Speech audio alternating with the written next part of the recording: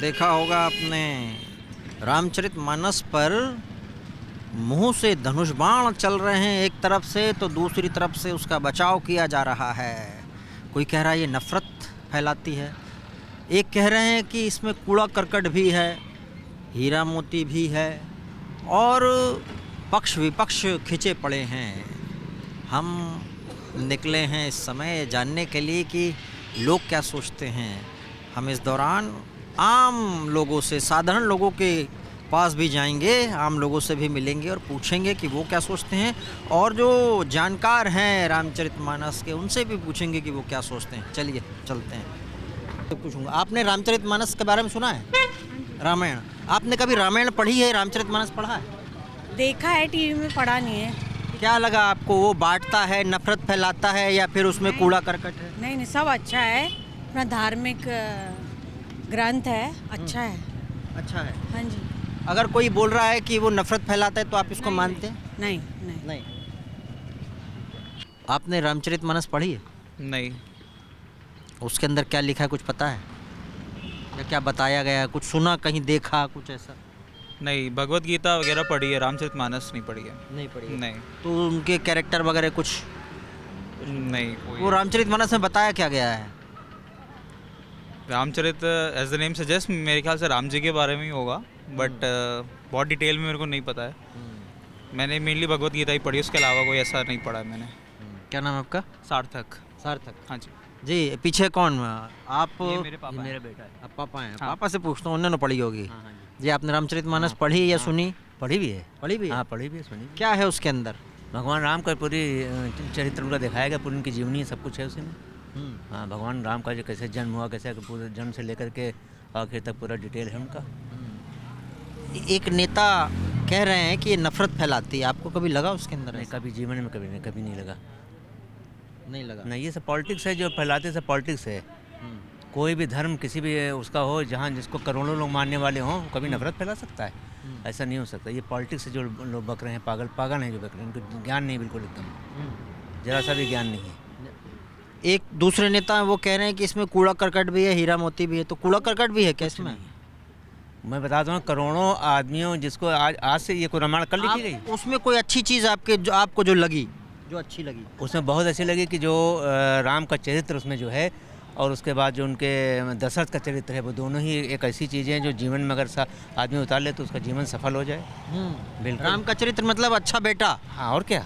हाँ, और ये क्या? इधर सामने आपके बैठे सार्थक नाम है इनका, भी बताया इन्होंने। हाँ जी। जी, आपको पता नहीं अच्छा बेटा कैसे बनना है, ये इनको बताओ कैसे बने? हाँ, पता चल जाएगा, अभी एक्सपीरियंस हो रहा है, अभी 24 साल की एज है वैसे। हाँ। ठीक है बेटा, सही लाइन पे, कोई ऐसी बात अभी नहीं। सही लाइन पे हाँ, है। अब चूँकि आजकल देखिए ऐसा ना, जॉब हम इतना बेटे बिजी रहते हैं, जाके पढ़ना चाहिए। पढ़ना चाहिए। हाँ, बिल्कुल पढ़ना चाहिए अच्छा, जिंदगी पापा में। बोल रहे हैं पढ़ना चाहिए, आप बताओ। हाँ, बिल्कुल पढ़ना चाहिए। पढ़ोगे? हाँ, बिल्कुल इंटरेस्ट तो है मुझे, तभी मैंने बाकी भी पढ़े ही हैं, बट सिर्फ रामचरितमानस नहीं, सारे ग्रंथ पढ़ डालो। दुनिया जितनी भी हैं, सारे धर्मों के ग्रंथ पढ़ डालो। बिल्कुल बिल्कुल है ना? हाँ, कुछ ना कुछ अच्छी तो मिलेगा उसमें। समरी सबकी एक ही होती है, एक जैसे ही हाँ। होती है, पॉजिटिविटी है सब में, तो पढ़ूंगा पर जरूर। इन्होंने कहा कि राम का चरित्र ऐसा है कि वो अच्छा पुत्र बेटा हाँ, बन जाए, है ना? बिल्कुल बिल्कुल। भाई नई पीढ़ी क्यों पढ़ नहीं रही है? जॉब आपके चक्कर में लगी बस। हाँ, बस ये चक्कर है।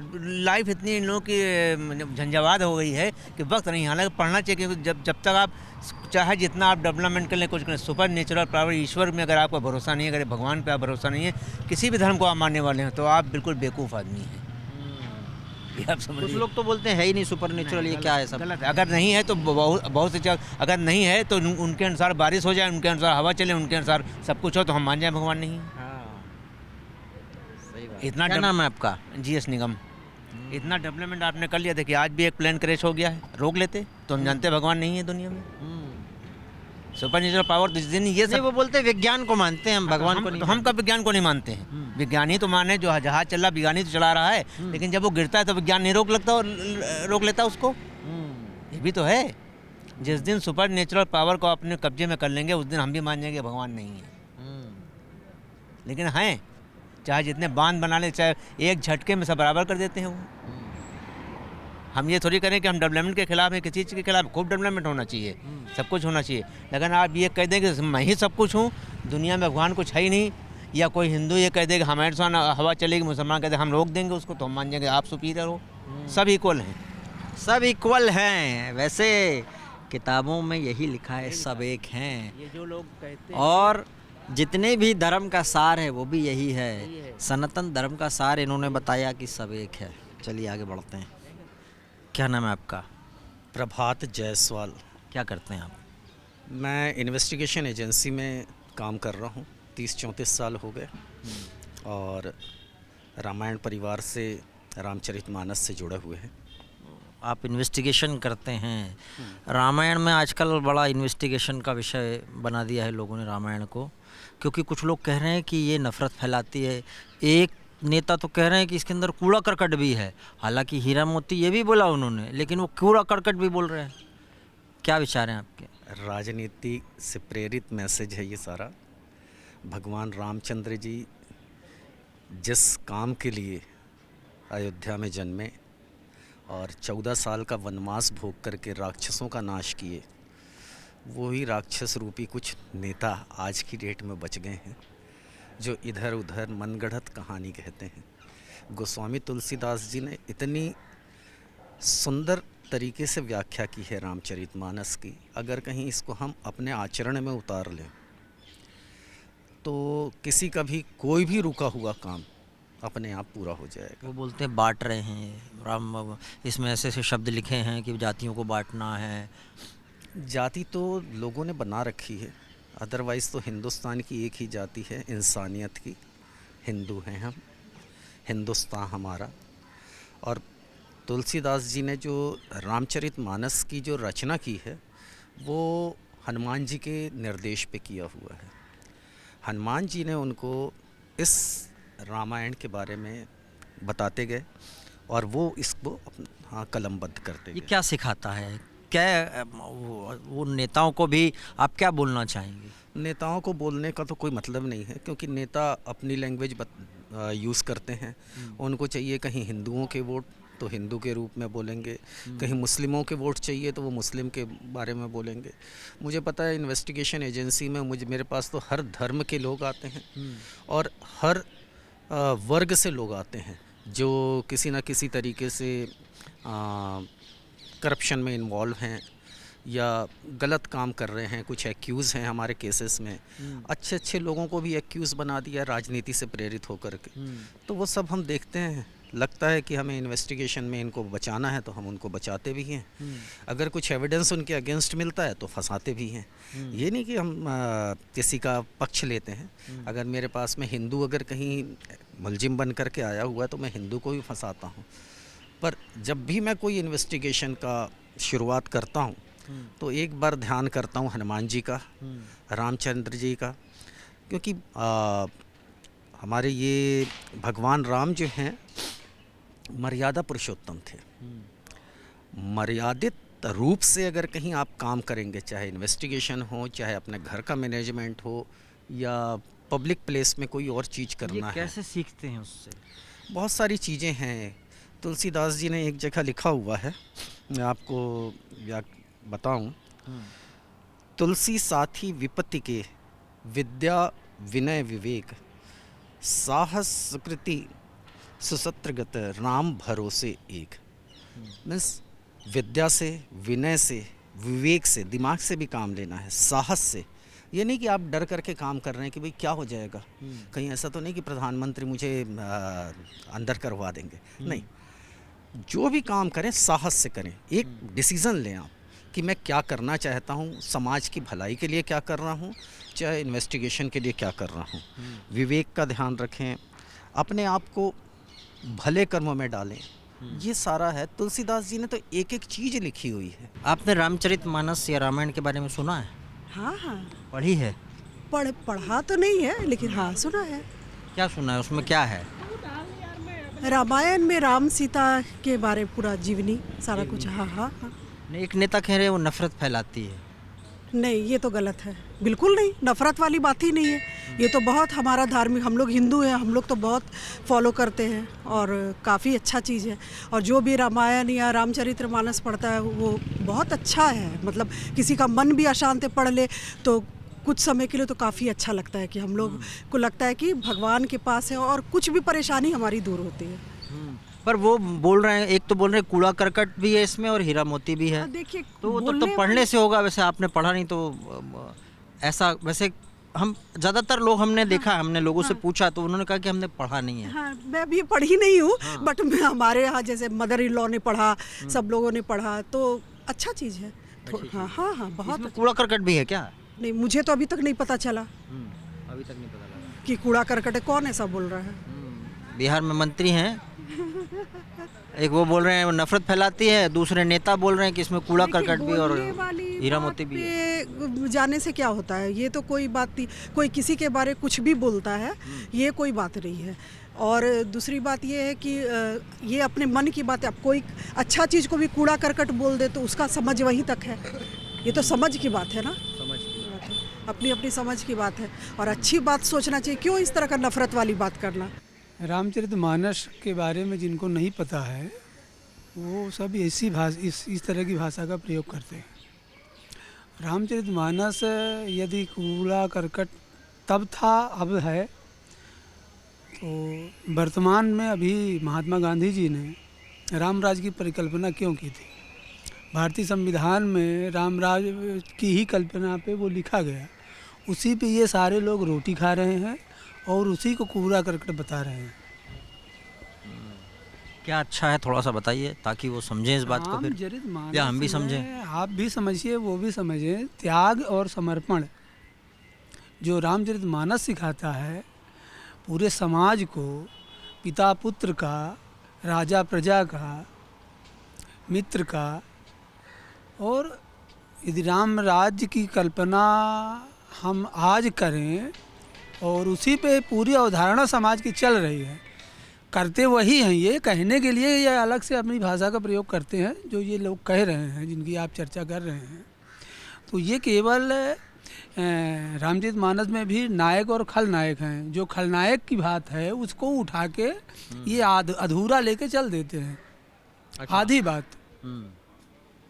नायक की बात नहीं कहते। राम जी की रामचरितमानस में राम जी की बात करें ना, राम जी ने जहाँ कुछ लिखा कहा हो, तो किसी खलनायक ने कुछ कहा है उसकी बात को लिखे कि रामचरितमानस पूरी रामचरितमानस राम जी ने तो नहीं कही है।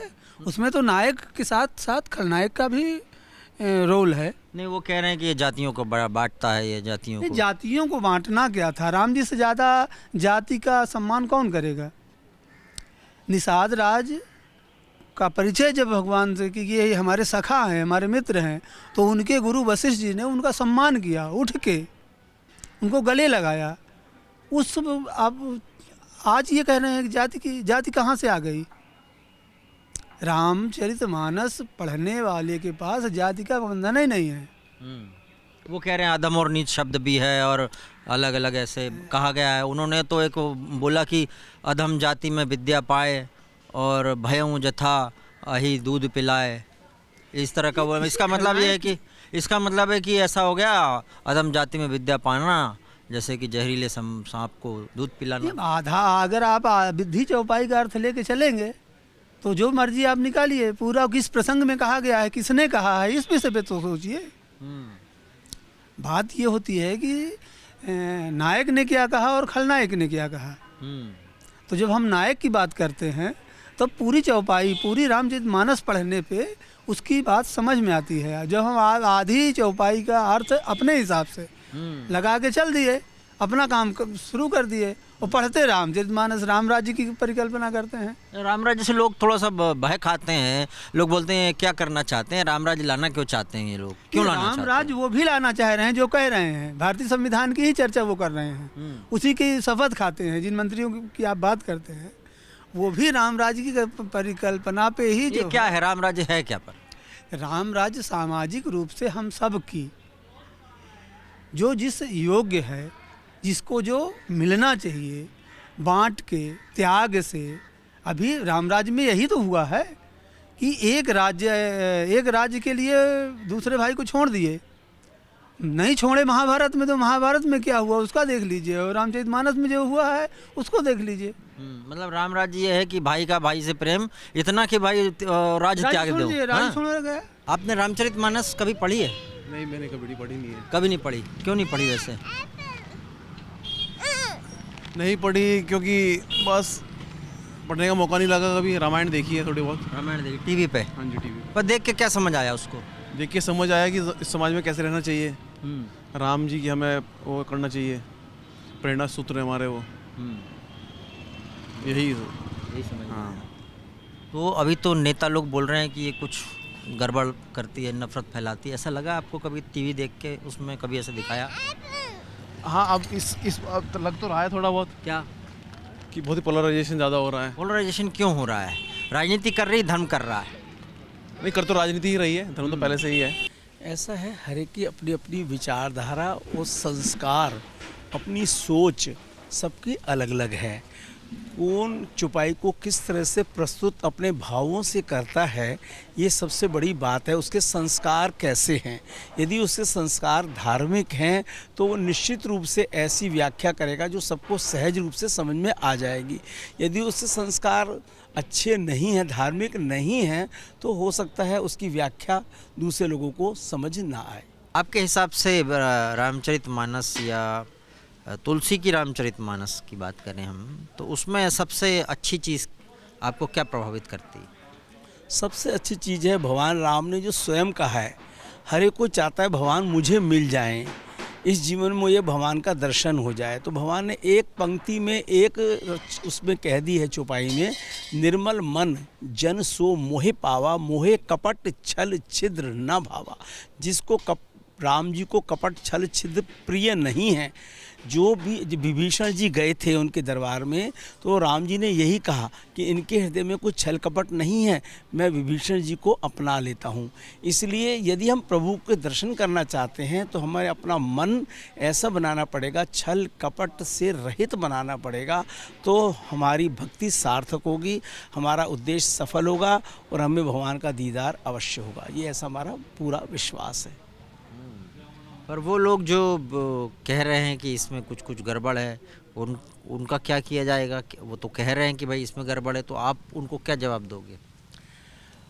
उनसे कहेंगे दोबारा विचार करिए, और भी आपसे ऊंचे विद्वान हैं, उनसे संपर्क करिए, अपनी बात को रखिए, उनकी विचारधारा को सुनिए, तो आपका स्पष्टीकरण हो जाएगा। ऐसा नहीं कि जो आपने कह दिया, जो व्याख्या आपने कर दी, वही बिल्कुल सर्वोचित है। एक नेता बोल रहे हैं नफरत फैलाती है, आपको लगता है नफरत फैलाती है? नफरत उनके दिमाग में ऑलरेडी, कोई चीज़ नफरत नहीं फैलाती। जिस आदमी के दिमाग में जितनी गंदगी होगी वो वैसे ही प्रेजेंट करेगा अपने आप को। किसी चीज़ में कोई गंदगी नहीं होती। हम उनके किसी भी धर्म में किसी चीज़ में गलत नहीं लिखा होता, वो हम अपने आप से बनाते हैं और एक दूसरे को टारगेट करते हैं, बस यही है। असल में ये जो चौपाई है ये उत्तरकांड से ली गई है, और उत्तरकांड में काकभूषुंड जी जो कथा सुना रहे हैं रामचरितमानस की, वह अपने जीवन के व्रतों के विषय में बता रहे हैं। रामचरितमानस में शब्द शक्ति का इतना ज़बरदस्त उपयोग हुआ है कि उसी के माध्यम से हम समझ जाते हैं।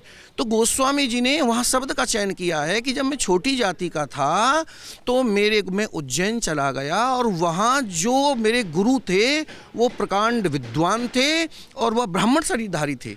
उन्होंने मुझे बच्चे की तरह पढ़ाया।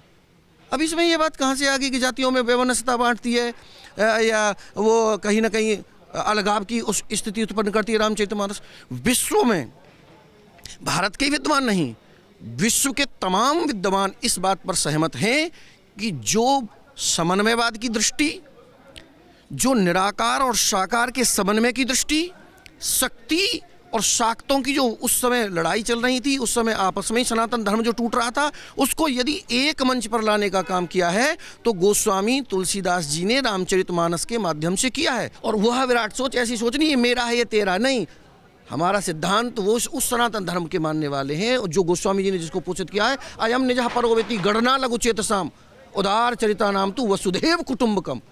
तो ये छोटा मतलब हुआ, इसका मतलब ये हुआ कि जो छोटी बुद्धि वाले लोग होते हैं ना, जो छोटी सोच रखते हैं, उनके लिए मैं और मेरा होता है, लेकिन जिनकी सोच विराट हो जाती है वह लोग पूरे विश्व को अपना परिवार मानते हैं। जब विश्व को हम परिवार मानेंगे तो वैमनस्य हम किससे करेंगे? हम क्या अपने परिवार में किसी से वैमनस्य रखना चाहेंगे? हम रखना चाहेंगे सब आनंद से रहें। पूरा परिवार हमारा एक विश्व है, विश्व हमारा एक पूरा परिवार है। तो उसमें अधम जाति में विद्या पाए भयउ जता अहि दूध प्याए में वो ये कह रहे हैं कि मेरे गुरु इतने अच्छे थे कि मैं छोटी जाति का होने के बाद भी वो ब्राह्मण थे और वेदोक्त विधि से भगवान शंकर की पूजा करते थे। मुझे उन्होंने अपना शिष्य धारण किया, मुझे अपने बच्चे की तरह प्यार किया, मुझे अपने बच्चे की तरह शिक्षा दी और उसके बावजूद मेरा जो व्यवहार रहा, प्रत्युत्तर में मेरा जो व्यवहार रहा, वो मेरा व्यवहार से मैं संतुष्ट नहीं हूँ।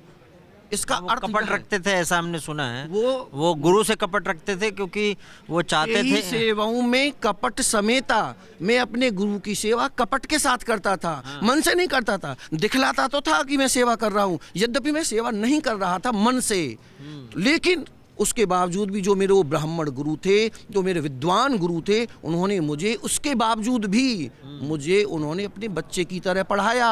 और मैंने जो प्रत्युपकार किया, मैंने जो उनके इतने अच्छे और सुंदर व्यवहार के लिए जो मैंने उन्हें दिया, मुझे ऐसे लगता है कि अधम जात में विद्या पाए, भयउ जथा अहि दूध पिलाए। उन्होंने तो मुझे बहुत प्रेम दिया था, लेकिन मैं उपमा उन्होंने स्वयं को दी है, अपने आप को दिया है। रामायण के बारे में सुना है? हाँ, सुना तो है। ये क्या सिखाती है? क्या ये नफरत फैलाती है? ऐसा आपको लगा कभी? नहीं, ऐसा कुछ नहीं है। ऐसा नहीं है। क्या लगा आपको, क्या करती है ये? देखो, वो तो अच्छी बात ही बताएगी। रामचरितमानस अच्छे हैं तो अच्छी बात बताएंगे, उसमें क्या है। उसमें तो ऐसा नहीं है कि गलतफहमी तो इंसान अपने आप ही पालता है। ऐसा कुछ नहीं है कि हम भगवान के मंदिर में आए तो वो गलत बातें बताते हैं या गलत वो करते हैं, ऐसा कुछ नहीं है। अच्छा ही है सर। पुराणों में और रामचरितमानस, गीता आदि जो ग्रंथ हैं हमारे, जिनके ऊपर आज हमारी संस्कृति और हमारा सब व्यवहार टिका हुआ है, उन सब में जो भी प्रश्न या जो भी बात कही गई हैं, वो देश, काल और पात्र, 3 चीज़ों को ध्यान में रख के कही गई हैं। जो जिस तरह से रूल बने हुए हैं, ठीक है, आज की तारीख में मैं शुरू से शुरू करता हूँ। 4 पात्र हैं, ढोल, गंवार, शूद्र, पशु और नारी, 5 हैं।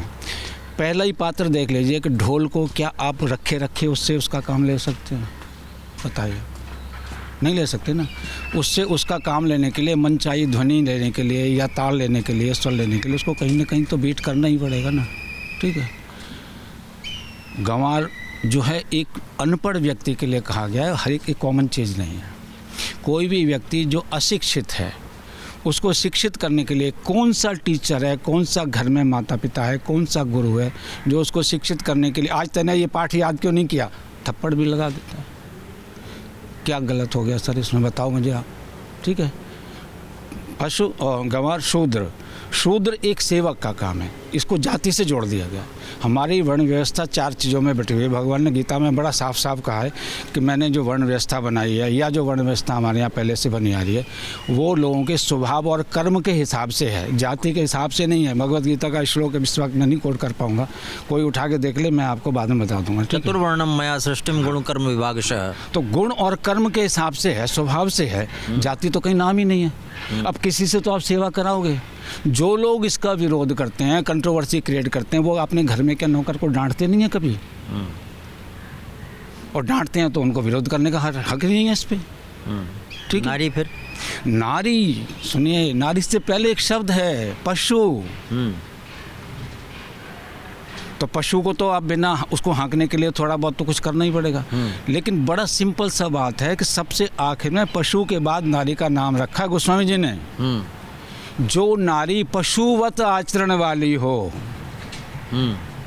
उसको कौन सम्मान देगा सर, बताओ आप? पशुवत आचरण, मैं उससे बोल रहा हूँ, बड़े कॉन्फिडेंस से बोल रहा हूँ। क्यों भैया, वैश्यालयों के घर में कोई जाता है क्या? आसानी से जाता है कोई सज्जन? अब खुले तो कोई जाता नहीं है। पर उनको मारना तो ठीक नहीं ना। नहीं, मारने की तो बात ही नहीं करी है। कौन कह रहा है मारने की बात कही है? ताड़ना। अच्छा, ताड़ना मतलब? ताड़ना का मतलब है उन पे नियंत्रण रखना, नियंत्रण की बात है, उनको समझाना। तो मारने की बात कहाँ से आ गई? कहीं लिखा है मारने का, पीटने का कोई शब्द है कहीं? बताइए आप। जो आप कह रहे हैं ताड़ने का मतलब है समझाना, शिक्षित करना, नियंत्रण करना। भाई आप अपने आचरण को सुधारो, ये आचरण आपके लिए सम्मानीय नहीं है। पर उसमें ऐसा आता है कि भाई आप पुरुष हैं तो आप क्या सुपर पावर होगा जो इन सब के ऊपर आप कंट्रोल करोगे? कोई बात ही नहीं है। और मैं उदाहरण दे देता हूँ, गोस्वामी जी ने पुरुष के लिए भी नियम दिए हैं, समाज में रहने के लिए नारी के लिए भी नियम दिए हैं। अनपढ़ लोग कुछ भी बिना पढ़े, ग्रंथ जो ऐसा ग्रंथ है जिस पे वेदों पे तो लाखों साल से रिसर्च हो रही है, इस पे 500 साल से रिसर्च हो रही है, किसी को अभी तक इसमें संतुष्टि नहीं हो रही। नारी के लिए क्या नियम है और पुरुष के लिए भी क्या नियम है? आप पुरुष की बात क्यों कर रहे हैं? भगवान वाल्मीकि के आश्रम में जब जाते हैं तो भगवान उनसे पूछते हैं कि मुनिदेव, मैं आपको पता ही है कि आप त्रिकाल लगे हो, मैं इस जिस कार्य से आया हूँ और मुझे कुछ दिन तो विश्राम करना ही पड़ेगा, तो मैं हर वक्त चलता भी नहीं रहूँगा लंबा। तो उन्होंने कहा कि मुझे कुछ स्थान बता दीजिए। तो गोस्वामी जी ने 14 स्थान बताए। आप कोई भी मानस उठा के देख लीजिए, 130 दोहे से पहले बाल अयोध्या कांड के 3-4 दोहे पहले होगा, एग्जैक्ट नंबर मुझे याद नहीं है। वाल्मीकि जी ने एक आश्रम कौन सा बताया? जननी सम जान नहीं पर नारी, दूसरी धन पर आप बिसते बिसवारी। अपनी जननी जो सिर्फ जननी है, पराई नारी जननी के समान, और जननी एक ही होती है विश्व में आदमी के जीवन में। मतलब दूसरी जितनी भी महिलाएं हैं वो माँ जैसी हैं। माँ मैं कहता हूँ माँ अलग शब्द है। माँ का हम किसी को भी माता जी बोल देंगे, हाँ, लेकिन जननी मेरी एक ही रहेगी, जिसने मुझे जन्म दिया है वो जननी है। तो गोस्वामी जी ने नारी को इतना सम्मान दिया कि पराई नारी को आप अपनी जननी, अपनी माँ के समान समझो। अब इस पे भी लोग करते हैं। अब बाली को जब बाली का प्रसंग आता है, सुग्रीव और बाली का, तो उनका कि मैं बैरी सुग्रीव प्यारा, आपने मुझे किस अपराध में मारा महाराज, बता तो दो। तो कहा तुझे घर में कैसे रहना चाहिए, तुझे इसकी शिक्षा नहीं है, तू होगा बली होगा, तेरे में बहुत सारे वरदान तेरे ले रखे हैं। क्या बताया उन्होंने कि उन्होंने वो कहते हैं कि अनुज वधू भगिनी सुत नारी, सुन सठ कन्या सम ए चारी। मतलब कि अनुज वधू आपके छोटे भाई की पत्नी, भगिनी, पुत्र की वधू और कन्या, ये चारों घर में समान दृष्टि से देखी जानी चाहिए। और जो इनको गलत दृष्टि से देखता है, ताए बधे कछु पाप न हुई, वो दंड का अधिकारी है ही है। तो पुरुष के लिए नियम बता दिए। तो पुरुष कहाँ से सुपर लोग वध का अर्थ कुछ और लगाते हैं। ठीक है, वध के कई पर्यायवाची भी हो सकते हैं। जब वध के अर्थ तो ये हैं कि जो तेरे पे अहंकार है, जो तेने अभिमान का, अहंकार का वध करना, और जो तेने गलत फहमियाँ टाल रखी हैं, जो तेने गलत रूल अडॉप्ट कर रखे हैं, वो तो पहले तो तू मेंटली तो अपने आप को संभाल, फिजिकली तो अपने आप हो जाएगा। मानस क्या है? आदमी से बहुत बड़ा मानस है। मानस उसके अंदर है, उसकी सोच है, उसका विचार है। तो उसके लिए हम कार्य करें, ना कि अपने आप को ऊपर उठाने के लिए, या अपनी जो एक उसके लक्ष्य हैं, वांछित लक्ष्य हैं, छोटी सोच के कारण कि मैं मंत्री बनूं, प्रधानमंत्री बन जाऊं, कल को राष्ट्रपति बन जाऊं। नहीं, आप ये कहना चाह रहे हैं कि वो लोग जो बयान दे रहे हैं वो इसलिए कि उनकी राजनीति चमकाना है, इसलिए वो कर रहे हैं। वो बिल्कुल सत्य, अक्षर से सत्य है ये बात, क्योंकि सच्चाई जो है छुपती नहीं। 2 दिन आगे पीछे सबको पता लग जाएगा, उन चीज़ों का भी पता आएगा, वो भी सब बाहर आएंगी। सत्य क्या अच्छा है इसमें, क्या अच्छा है रामचरितमानस में, क्या अच्छा है? देखिए, रामचरितमानस में सबसे बड़ा जो ब्रह्म ज्ञान मैं कहूँगा उसको, कि ब्रह्म ज्ञान ये है कि जिस किसी ने हमें, उस शक्ति ने जो पैदा किया है, उस शक्ति का और मेरा मिलन कैसे हो, वो चीज़ हमें सिखाती है कि वो मिलन जो है वो भक्ति से होगा, परोपकार से होगा, समाज में अच्छाई से होगा, बुराई को काटने से होगा। यही सब हमें मानस सिखाता है। रामचंद्र जी हमारे लिए सबसे बड़े मॉनिटर भी हैं, अध्यापक भी हैं, वो पिता भी हैं, वो गुरु भी हैं, वो प्रबंधक भी हैं, वो शासक भी हैं। कितने रूप में उनके गिनाऊं। समाज को यहाँ तक कि पूरे ब्रह्मांड में जितनी भी शक्तियाँ हैं, जितने भी रूप हैं, चाहे वो पक्षी के रूप में है, चाहे वो वानर के रूप में है, या पक्षी के रूप में है, या पेड़ पौधों के रूप में है, या लताओं के रूप में है, उन सब का उन्होंने सम्मान किया, उनको यथोचित आदर दिया। तो यही सीख हमें मानस से मिलती है, मतलब सभी का बिल्कुल समाहित करके, उसको मैं अलग ना समझूं कि मैं आदमी हूँ, या ये पशु है, ये हीन है, या पेड़ है, ये ठूंठ है। ठूंठ की मेरी भावना होगी तो मुझे ठूंठ दिखाई देगा, और मुझे उसमें फल की अगर मेरी भावना है, परोपकार की मेरी भावना है, तो वो छाया भी दे रहा है, मुझे फल भी दे रहा है, मैं उन चीज़ों को देखूंगा। तो यही चीज़ हमें मानस जो है वो सिखा रही है कि इस ब्रह्मांड में, इस पृथ्वी पर, इस ब्रह्मांड में कोई भी चीज़ जो है वो उस परमपिता परमात्मा की एक अनुकृति है, अद्भुत अनुकृति है। हमें उन सब का समायोजन करते हुए और उन सब का सम्मान करते हुए समाज को मतलब आगे छोटी बड़ी नहीं, आप ये कहना कोई छोटी बड़ी कोई छोटा बड़ा नहीं है, नीच अधम ये सब नहीं, अरे ये तो बहुत दूर की बात है। नीच अधम का तो सवाल ही पैदा नहीं होता। नीच और अधम तो एक तुलना है, तुलना हम कर रहे हैं दो परिस्थितियों की। शब्द कोई नहीं है, इनकी परिभाषा कोई नहीं है। अच्छा बुरा, सुख दुख, यस अपयस, ये सब दो परिस्थितियां हैं। एक चीज़ आपके लिए अच्छी है, मेरे लिए खराब है। एक जेब कतरा जेब काटता है, वो तो खुश होगा, मैं दुख मनाऊंगा, परिस्थिति तो एक ही है। तो वो देखने का नज़रिया है हमारा। मानस हमें यही सिखा रहा है कि कोई भी चीज़ तुच्छ नहीं है, कोई भी चीज़ खराब नहीं है। वो हमारा नज़रिया, हमारी सोच जो है, जब तक हमारी सोच नहीं बदलेगी तब तक हम उस राम राज्य की केवल कल्पना ही करते रहे। तो आपने सुना कि लोग क्या कहते हैं रामचरितमानस के बारे में। कुछ कहते हैं कि जीवन जीने की कला सिखाती, कुछ कहते हैं मैनेजमेंट सिखाती, कुछ कहते हैं कि सामाजिक समरसता सिखाते और आदर्श प्रस्तुत करते हैं। अब आप समझिए कि किस तरह से मंत्री जी के बयान को रामचरितमानस से जोड़कर देखा जाए, आपके ऊपर।